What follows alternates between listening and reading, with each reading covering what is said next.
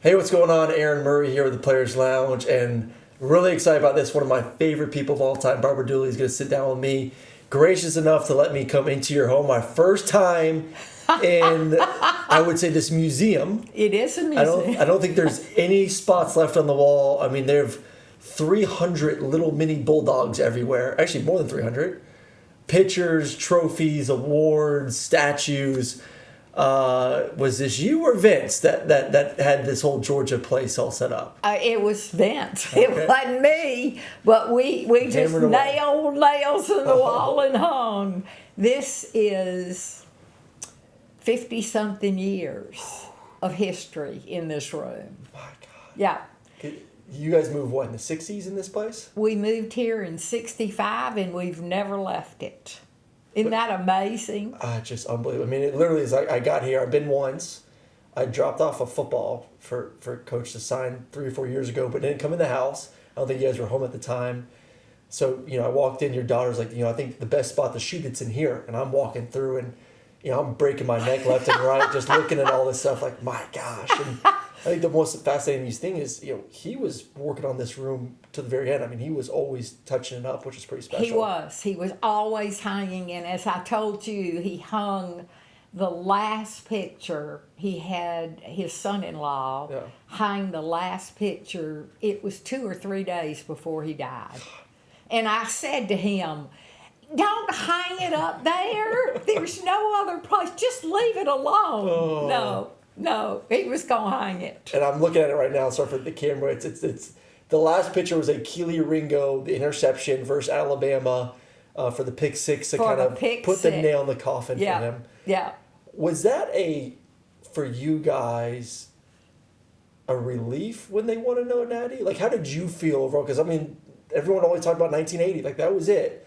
Now, all of a sudden, there's multiple years now there's about. 2. Yeah, well, there's 3 now. 3 years talking about, possibly the third one in a row is going to be coming up. But what was the feeling for you guys when they beat Alabama? He was so proud of Kirby. Just so proud of Kirby. And so happy that he could see another championship. Yeah. I think, in fact, he was there. Yeah. I had COVID, and everybody walked out of the house saying, bye, Mom, bye, Mom. So I sat on the couch by myself with my bottle of wine watching that first championship come through. I can only imagine you watching a football game at home. Like, are you the screamer, yeller, cusser as wild as I think you can be? I am. I'm wild. I am wild. But it's not really a lot of fun by yourself. Yeah. But I was screaming and yelling. And then when I saw Vincent and my son Daniel on the field after the game talking to Kirby, I just thought, oh, how wonderful that we could be here. Yeah. And damn you, COVID, for not keeping me out of it. I know. And at least you were warm, though, because it was absolutely freezing there. I heard it was. Never again, hopefully, Indianapolis. Yeah. All warm weather. Yeah. All warm. Did you make it to L.A. by chance? Or? I did. Okay. In fact, Josh took me to L.A., and that was such a great experience. Yeah. Great experience. All right, I want to get, we'll talk about Coach, obviously. We'll get more into this beautiful home of yours and history, but I do want to talk about you a lot as well. I know you're like, we're talking about Vincent. No. People want to know you because you are one of the most interesting people who have done a million things in your lifetime, which is awesome. But the one thing that I always, when I think about you, I think about our end of the year banquet, because I was lucky enough to sit with you every single year. So we would always have our end of the year banquet where we give out awards, the senior banquet. And from day one, I was always with you at the table with you and Coach Rick, and you're handing a little flask under the table to give to me and Josh, which was always special. You're not supposed to talk about that. I was of age when she started handing me the flask. But you're the funniest person I know. Oh, gosh. You know what? I just love to laugh, and I always shocked Vincent. He never knew what was coming next. And I think that was the secret of our long marriage. We were married almost 63 years. Isn't that amazing? Unbelievable. Yeah. I think I saw one time you said this, laughter's the great equalizer. It is. Yeah. It is. And, sometimes, though, he would get really upset with me because I thought everything was funny. And he was so serious. But we kind of evened each other out. You need that a little bit. Yeah. But you're a competitor, though, too. I know you two got after it in a little tennis, a little cards as well. We couldn't do anything together. Yeah. I mean, if we were against each other, it just didn't. I was fuming at him because he would always take control of the game, and he always could. Yeah. And I just got so mad because I couldn't compete. But yeah, I'm a. See, I thought you would make some sort of joke if he got a little bit too competitive to ease it down. I'm a little bit surprised that you two were kind of banging. No, we were seriously mad at each other. In fact, I would chase him around the tennis courts. Get over here, Fischer. This was before he was recognized quite like he was later in life. Was it? Could you push his buttons though because of your personality? Oh yeah. Say certain things. Oh yeah, I could push his button. Yeah. But the thing was, I didn't know I was pushing his button. Just being you. It was just an innocent being me. I'm sure it was. Were you always the entertainer even younger? I was. Okay. I was always in trouble. Yeah, I was. You sound like my son. I was always in the principal's office. Oh. I can remember bringing a report card home. It was straight A's and an F in conduct. And my dad, I was so afraid to come home with that F. And my mother was just the perfect Southern lady. Yeah. And I rubbed her the wrong way all my life. My dad was hilarious. And so he looked at my report card and said, "Honey, if you can have a good time and make straight A's, go for it." Heck yeah. Yeah. So when's the comedian tour gonna start then? Are we gonna get a little tour through Georgia? I feel like you could get up in front of a stage and tell some pretty stories and get the crowd laughing. Well, I do. Yeah. I speak. I know. And I tell. I need like a Atlanta comedy show. Oh. You show up. Have you ever seen the show Miss Maisel? I have laughed at Miss Maisel. Oh, you are Miss Maisel. You're the OG. My language is a little bit better than Miss Maisel. I don't know. I can see you getting a little aggressive. Oh, yeah. Before I got married, growing up, I wanted to be Lucille Ball. I really did. That was my... Okay. I wanted to be Lucille Ball or Carol Burnett. And I ended up with Vince Dooley. See, I don't know if I could see you with a filter. I think you'd be up on stage and you'd be just like Miss Maisel. You think so? I think so. I think you'd let it rip. I would. It would be a hell of a show. Yeah, it would. I'd buy tickets to it. Heartbeat. All right, so give me hobbies. Like, what's the, how have, from early on to, your times in Athens to now, like, what can I catch you doing for fun? What are you interested in? I love crafts. Nobody will believe that, but I do. I love sewing. I love making things. Okay. I love creating things. Anything in this room? No, I don't paint. Did you get your own craft room at least in the house? I do. Okay. We have a third floor, and he has 3/4 of it for his craft, and I have 1/4 of it for my crafts. See, I'm just so shocked here because he has this room. Obviously, he has the garden. Right. And I figured like the rest of the house would be yours. No. No. Oh, no. He's in every room of my house except one. The bedroom? The dining room. Okay. That's the only room that his face is not in. It's a beautiful face, though. I know. It is. It is. And I guess there's just so much stuff that's been collected over the years. Yeah. Is this everything or is there anything in storage? Oh, we've already sent a bunch of it years ago to the athletic department. Just to put up. In storage. And he's donated most of this stuff to the library and the Georgia Historical Society. They have all his papers.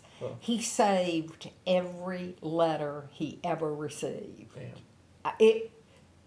I throw things out. He saved everything. That's amazing.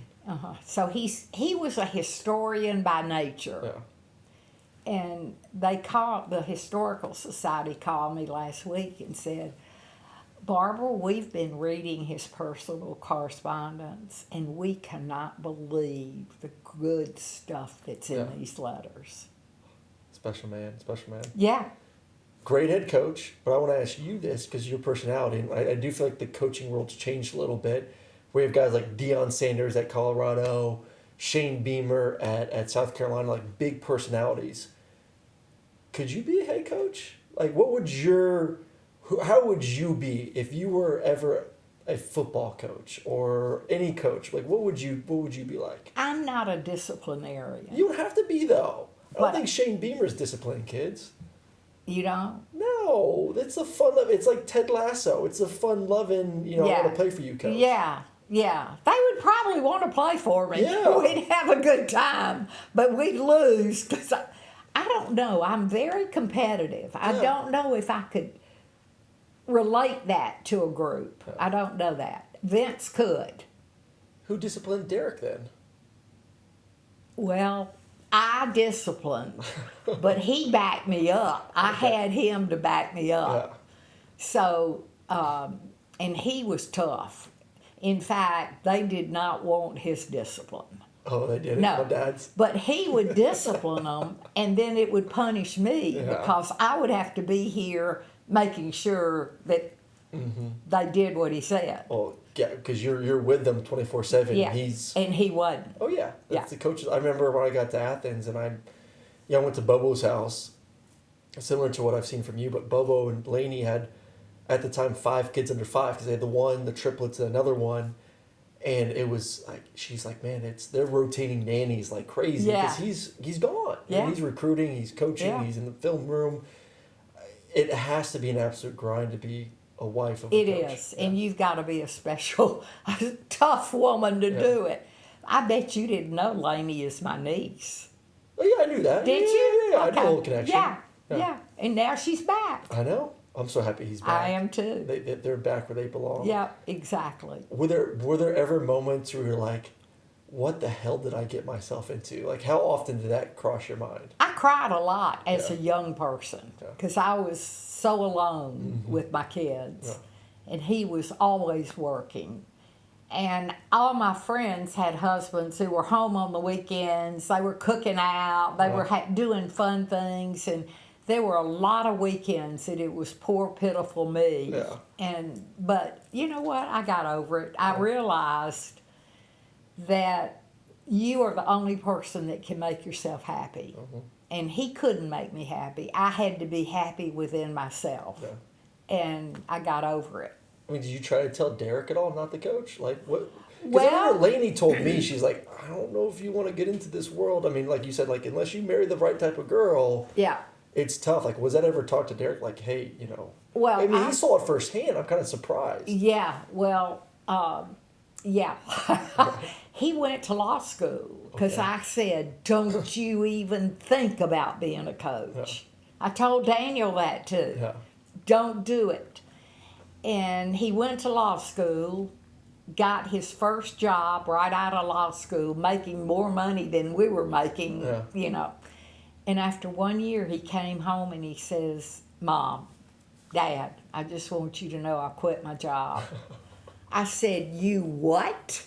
He said, I want to be a coach. I said, Derek, what in the world? You're a lawyer. He said, Mom, I just became a lawyer to make you happy. I'm not happy. And so Coach Donnan hired him as a graduate assistant. So he went from 6 figures to $10,000 a year. And he married a young girl that's a doctor. Oh. And bless her heart, her whole life was disrupted. She's got her license in Texas, her license in Louisiana, her license in Florida. Finally, she just said, I can't do it. I can't do this anymore. Yeah. And so now their children are grown, and she's getting her license now in Georgia, and she'll be working in Clayton. Nice. Yeah. Just get. It's a grind, man. You have to. I feel like it's tough for the coach. Like, I feel like, did Vince ever? I'm sure he did, but have moments of, I wouldn't say regret, because you do coach these young men. They are like your sons too, but they're not. But they're like that, and it's extremely rewarding. But were there ever nights where he kind of sat there and was like, man, I know I'm missing out on this, and this kind of sucks too. Well, I don't think he really realized that till later. And one day we were in Atlanta at a meeting, and we were walking from the CNN building back to the hotel. Yeah. And all these kids came out of the Omni, and they had lightning flashlights and all this fun stuff. They'd been to the circus. And their families were all with them. They were walking to their cars. And Vincent said, why didn't we ever take our children to the circus? And I looked at him and I said, I did. And I think it registered then what all he had missed. Yeah. But when he quit coaching, Aaron, I was so sad because I didn't want him to quit. Yeah. He was only 55 when he quit, which is amazing. Yeah. And but he had in his mind that he had done everything that he had wanted to do. He had won SEC championships. He had a national championship. And it was over. He did not want to fight that grind anymore. Yeah. He wanted to be an athletic director. Yeah. What was that grind, though? I feel like that's pretty... Well, he was the kind of athletic director that worked as hard being athletic director as he did coaching. Yeah, that's why. Because then he went to every event, every tennis event, every swimming. At least he could go with you and sit there, relax and talk and hang out. Yes. Yeah. And we started doing things. I mean, we went to all sorts of events. Well, it's like when I see Brooks. Half the time I see Brooks at an event, he's with his kids, he's with his wife. Yeah. So, like, at least there's family. That. I'm not leaving you at home. No. For that's right. Some of the away games, but a lot of times he's taking them with him too. Yeah. So yeah. Knowing him and even seeing this place now, and obviously his love for the Garden, he's not going to half-ass anything. It's you give me a job and I'm going to take it to the next level. That's exactly right. But what's interesting, he was a Marine, and that Marine mentality stayed with him. Yeah. So when he was coaching, now I think all the coaches take their wives on the trips. He would never let us go on his football trips. Yeah. He said it's business, and women are not allowed on the plane with business.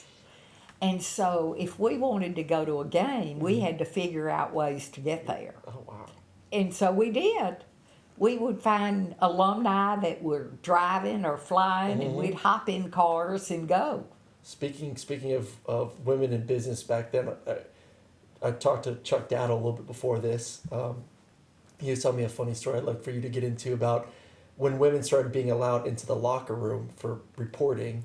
And one time I think Vince invited you into the locker room. Kind of what was your response to that? He never invited me. I thought he let you wanted to go in one time. No. You're not allowed in there? The first woman that ever went in was Rhonda Rich. Have you ever heard of Rhonda? Rhonda was the first female sports writer at Georgia. Yep. And adorable, precious, and one of my best friends now. But Vince let her in. You never got an invite? Never. What's going on, Vince? Hey, his family was the last people to get any perks. Yeah. Let me tell you. But I really didn't want to go in. Yeah. It didn't interest me. You didn't want to interview the guys a little bit? No. Stay away from that stinky room? Yeah. I don't blame you. It does smell pretty bad. So what was your routine on game day? Was there any superstition, anything that you did? Say home game. I know away game talk about it's a little bit difficult. Yeah. But home game, what did you do? Well, we always had back then you entertained recruits. And so I was cooking for recruits because we couldn't afford to get it catered. Yeah. And so every Saturday I would have to get everything ready before I went to the game. And then I'd take the kids and we'd go to the game. Vince had a sweater. This is a great story. Had a sweater he wore every game. And he won every game he wore that sweater. So he used to take his team to Madison, Georgia to spend the night during a home game. So they left and went to Madison, and about 2 hours later, the State Patrol came down my driveway with their lights going, and I thought, oh my gosh, what is going on? And they knocked on the door, and I said, what's happened? They said, Coach forgot his sweater.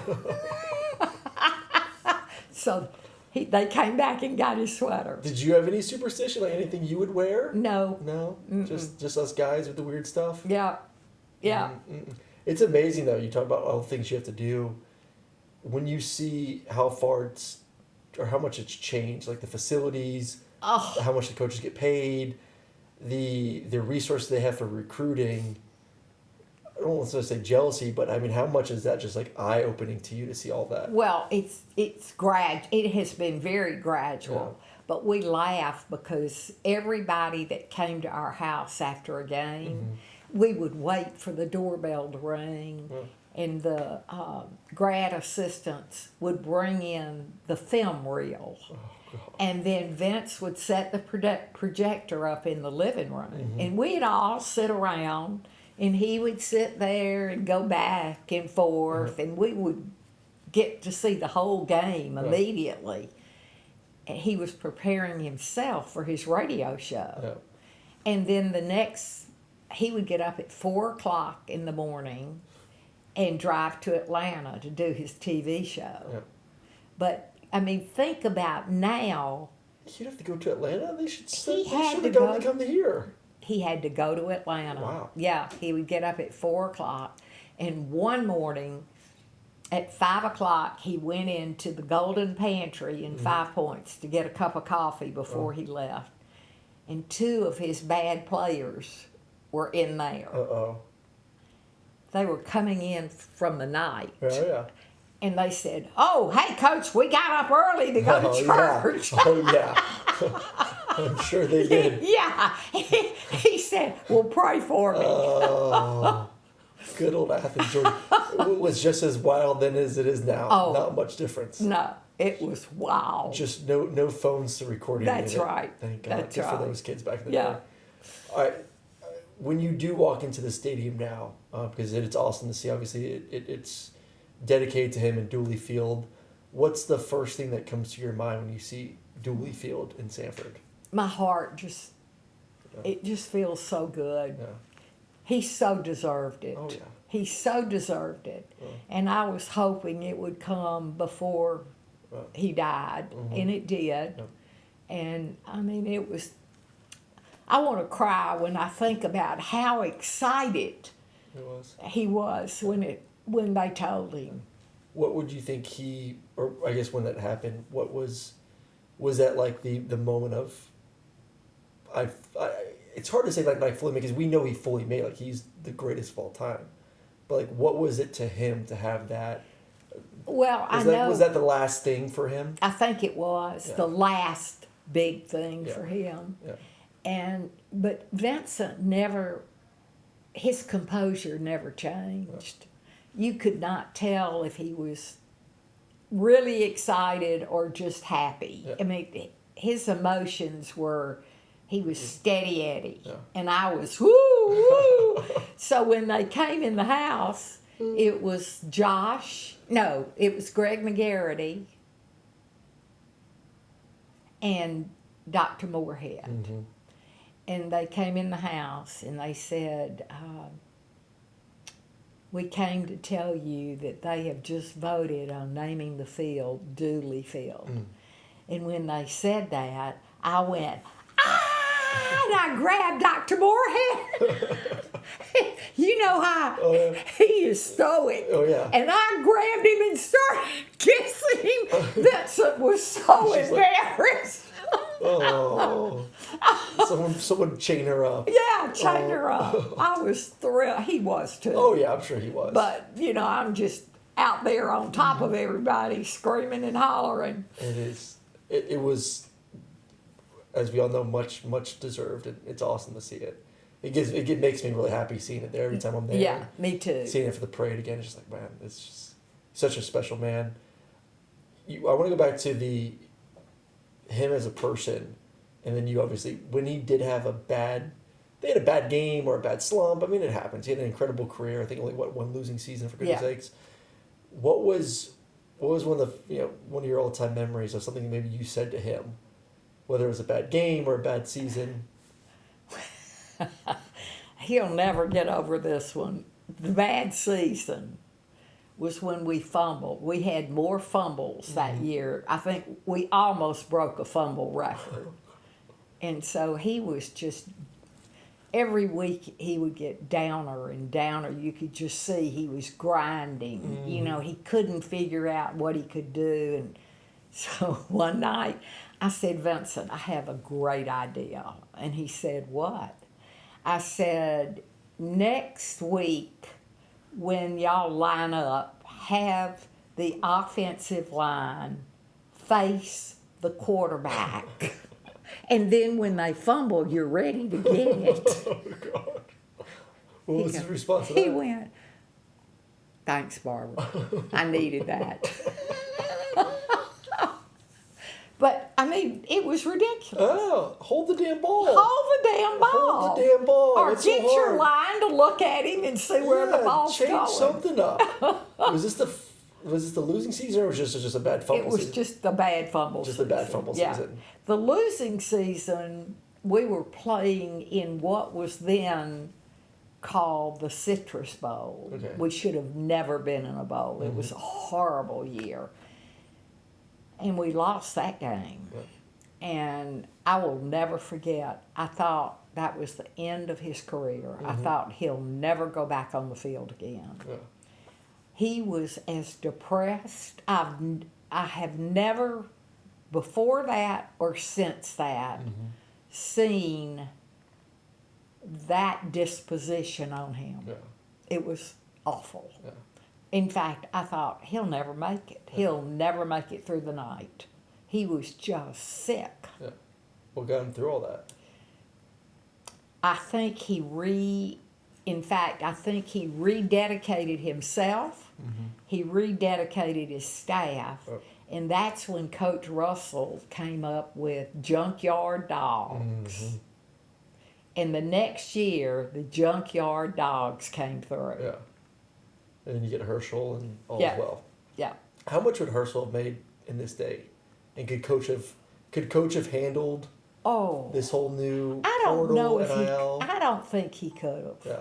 I think the discipline has gone, first of all, out of football.